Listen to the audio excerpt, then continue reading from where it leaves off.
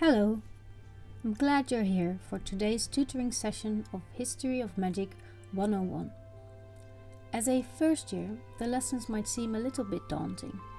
Maybe History of Magic is even your first class at Hogwarts. Well, don't worry. In this class we'll go over the curriculum, that means lessons, the course book and the assignments together, just to help. Today's lesson is easy.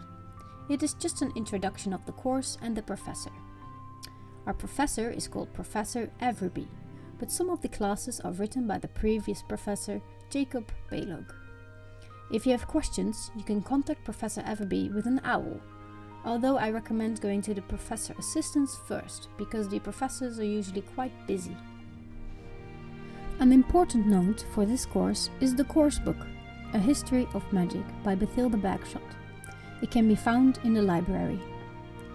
It is important to not only follow the classes, but also read the book, because there's information in it that will not be in the courses, but will be on the tests. For this week, I would recommend reading Chapter 2, Why Study History. For this week's lesson, there is one assignment called The Importance of History. As it is the first assignment for the first lesson, it's not too difficult. Let's look at the assignment prompt. Explain to me, in a minimum of 150 words, 2 reasons why the study of history is important.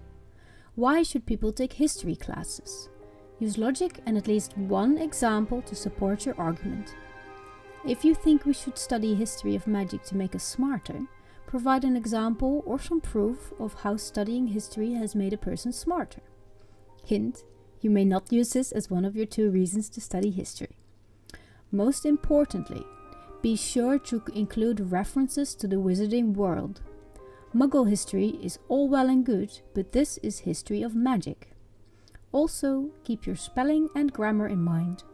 My PAs and I are very persnickety and read over your essays carefully. Speaking of my PAs, should you have a question about how to complete this essay, feel free to contact them with questions. So, what they're asking of us is a reason why the study of history is important, another reason why the study of history is important, an example to support your argument, a reference to the magical world, and implied but not necessary literature. Lastly, you have to check if you've fulfilled all the requirements. There's points for content, the 2 reasons, very important. You need 2 reasons to study history, not just one. You need to give an example to support one of your reasons. You have to include a reference to the magical world or the magical history. You have to keep in mind your word count, because it has to be at least 150 words.